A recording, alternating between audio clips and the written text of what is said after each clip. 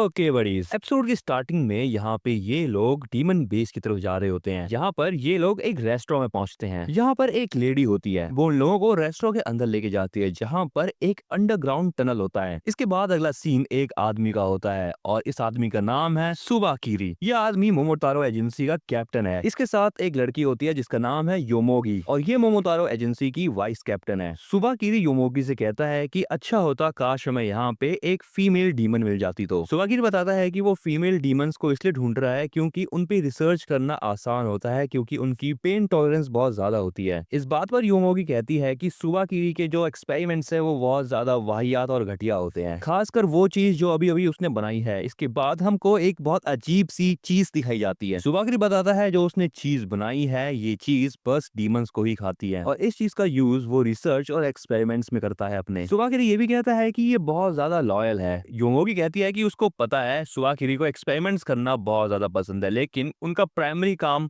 Demons को खोजना और खत्म करना है। योमोगी उससे ये भी पूछती है कि वो आखिर मोमोतारो एजेंसी में कर क्या रहा है। सुबाकिरी कहता है कि डीमन का जो ब्लड है वो बहुत ज्यादा कमाल की चीज है। डीमन खुद की बॉडी को उस ब्लड से हील कर सकते हैं, जैसा मन चाहे वैसा बदल सकते हैं और खतरनाक वेपन्स भी बना सकते हैं। योमोगी उसको फिर से बताती है कि मोमोतारो एजेंसी का काम है खतरनाक डीमंस को पकड़ना और उनको खत्म करना, इससे पहले कि वो खुद के ऊपर से कंट्रोल खोए और आम लोगों को खत्म करे। अब सुबाकिरी कहता है कि उसको पैसों से बिल्कुल भी फर्क नहीं पड़ता, उसको बस एक्सपेरिमेंट्स करना पसंद है। यहाँ पर एक डीमन चाइल्ड होता है जो कि छुप कर बैठा होता है। अब यहाँ पे मोमोतारो एजेंसी वाले दूसरी जगह पे जाने लगते हैं, जिससे ये बच्चा थोड़ा सा रिलैक्स फील करता है। लेकिन तभी उसके सामने अचानक से सुबाकिरी आ जाता है। सुबाकिरी को देखकर ये बच्चा बहुत डर जाता है। सुबाकिरी उसको देखकर कहता है तुम जानते हो कि तुम मेरे लिए कितने कमाल की चीज हो, वैसे भी मेरे पास एक्सपेरिमेंट्स के लिए चीजों की कमी हो रही थी। सुबाकिरी अब यहाँ पे अपनी पावर्स का यूज करता है और उसकी पावर्स है बॉडीज को मैनिपुलेट करना। अब ये लड़की बताती है जितने भी मोमोतारो हैं वो बॉडी की ब्लैक बैक्टीरिया का यूज करते हैं। कुछ लोग उस ब्लैक बैक्टीरिया से वेपन्स को बनाते हैं और भी बहुत सारी चीजें उससे बनाई जा सकती है,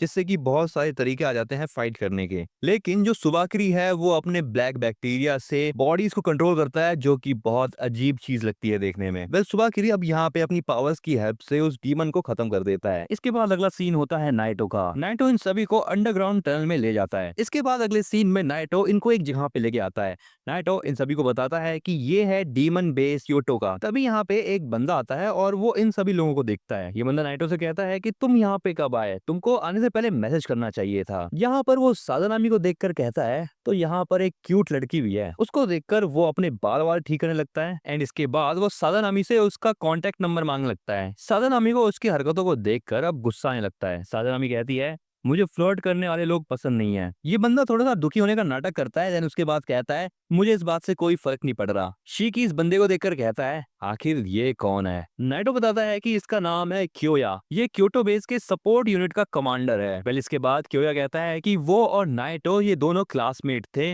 रासेत्सु एकेडमी में। नाइटो कहता है तुम बकवास बहुत करते हो। इसके बाद वो कहता है कि वो फ्रंट लाइन पे जा रहा है। नाइटो की बात सुनकर शिकी कहता है कि उसको भी नाइटो के साथ फ्रंट लाइन पे जाना है। इकारी कहता है कि वो क्योया की मदद नहीं करना चाहता बिल्कुल भी। क्योया नाइटो से कहता है तुम्हारे लिए तो इन लोगों को पढ़ाना बड़ा ही मुश्किल होता होगा, क्यों है ना। नाइटो क्योया से कहता है तुम इन लोगों से जैसा मन चाहे वैसा काम करवा सकते हो। एंड ये कहने के बाद नाइटो वहां से चला जाता है। वेल अब यहाँ पे क्योया को एक नर्स अंदर बुलाती है और उसको काम करने के लिए कहती है, बट वो नर्स यहाँ पे रासेत्सु के स्टूडेंट्स को भी देखती है और वो क्योया से पूछती है कि क्या ये लोग रासेत्सु एकेडमी से हैं। जिसके बाद वो इन लोगों को भी अंदर बुलाने लगती है। अब ये लोग अंदर जाते हैं और शिकी नोटिस करता है कि यहाँ पे बहुत सारे डीमन पेशेंट्स होते हैं। अब इनको नर्स बताती है कि यहाँ पे ये जितने भी पेशेंट है वो हाल फिलहाल में हुई लड़ाई में ही घायल हुए हैं। अब यहाँ पे एक पेशेंट को दिखाया जाता है जिसकी हालत बहुत ज्यादा खराब होती है, लेकिन क्योया उससे कहता है तुम चिंता मत करो, तुम्हें कुछ नहीं होगा मेरे होते हुए। लेकिन शीकी उस पेशेंट को देखने के बाद क्योया से कहता है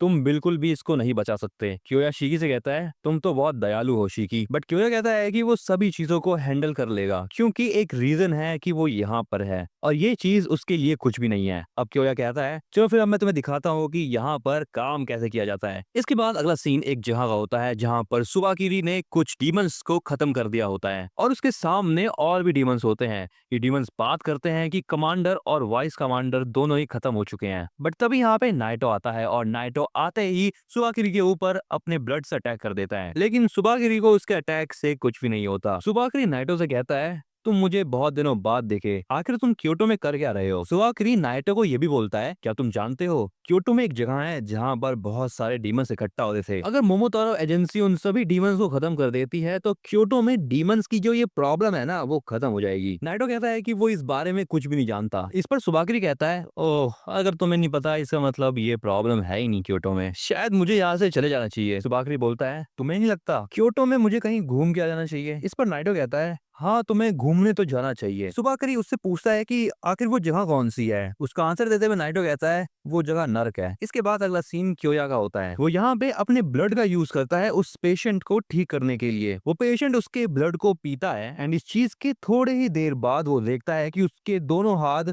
वापस से रीजनरेट हो चुके हैं और इसकी जो बॉडी होती है वो भी ठीक हो जाती है। शिकी क्योया से पूछता है, क्या इस पेशेंट के पैर भी ठीक हो जाएंगे? क्योया उसको बताता है कि ये पेशेंट समय के साथ और धीरे धीरे करके छोटे छोटे डोजेस के साथ सही हो जाएगा। अगर इस पेशेंट को एक साथ बहुत सारा ब्लड दिया जाएगा तो इसका ब्लड एंटीबॉडीज को बना लेगा, जिसके बाद इसकी बॉडी रिस्पॉन्ड करना ही बंद कर देगी। अब क्योया इसके बाद उस आदमी से कहता है, अब आप बैटल यूनिट से रिटायर हो जाओगे तो आपको सपोर्ट यूनिट में काम करना होगा। ये सब कहने के बाद क्योया कहता है कि ये जो फाइट है वो डीमंस और मोमोतारो के बीच में है। क्योया कहता है कि वो ये बात जानता है कि ये सभी लोग फ्रंट लाइन पे क्यों जाना चाहते हैं, लेकिन इन सभी को ये बात पता नहीं चाहिए कि जितने भी लोग फ्रंट लाइन पे काम कर रहे हैं उन सभी को सेफ रखने के लिए कोई उनके पीछे खड़ा है और जो उन फ्रंट लाइन को संभालने के लिए है वो है सपोर्ट यूनिट। क्योया की बातों को सुनकर इकारी उससे कहता है कि वो बहुत ज्यादा कमाल का है। मुझे तो लग रहा था तुम एक नालायक और किसी काम के बंदे नहीं हो, लेकिन तुम तो असली मर्द निकले। शिकी कहता है, तुमने तो इमोशनल कर दिया यार। शिकी कहता है कि वो अब ये चीज देखकर बहुत ज्यादा मोटिवेटेड फील कर रहा है, इसलिए वो अब कोई भी काम कर देगा। क्योया कहता है कि उसके पास शिकी के लिए एक काम है और वो चाहता है कि शिकी ही उसको हैंडल करे। शिकी उससे पूछता है कि आखिर वो कौन सा काम है। क्योया शिकी को एक लड़की का ध्यान रखने के लिए कहता है। उस लड़की का नाम है मे। क्योया शिकी को बताता है कि मे के पेरेंट्स के ऊपर मोमोतारो वालों ने अटैक कर दिया था और उसके पेरेंट्स अभी भी नहीं मिले। क्योया को लगता है कि शिकी बहुत ज्यादा दयालु है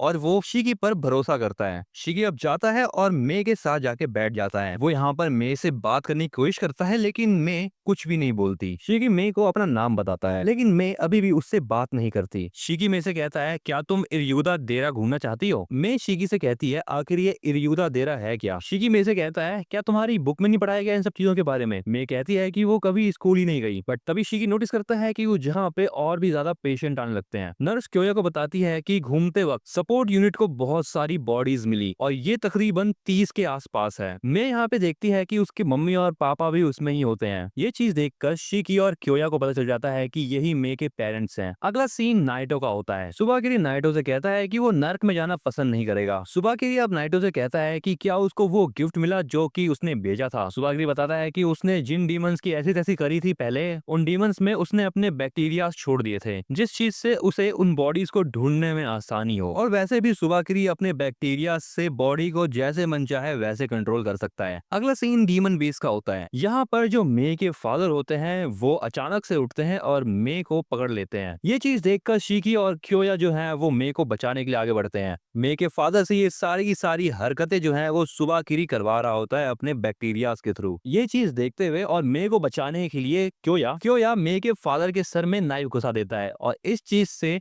मे के फादर का ब्रेन काम करना बंद कर देता है। अभी जो कुछ भी हुआ उन सभी चीजों को देखकर शिकी को बहुत ज्यादा गुस्सा आता है और वो कहता है कि वो सुबाकिरी को नहीं छोड़ेगा। लेकिन अगले सीन में दिखाया जाता है कि जितनी भी बॉडीज को सपोर्ट टीम वाले लाए होते हैं वो धीरे धीरे करके हलचल कर रहे होते हैं। और इसी के साथ बड़ीज यहाँ पर ये कमाल का एपिसोड होता है। एंड तुम्हें ये एपिसोड कैसा लगा इसके बारे में तुम मुझे कमेंट में जरूर बताना।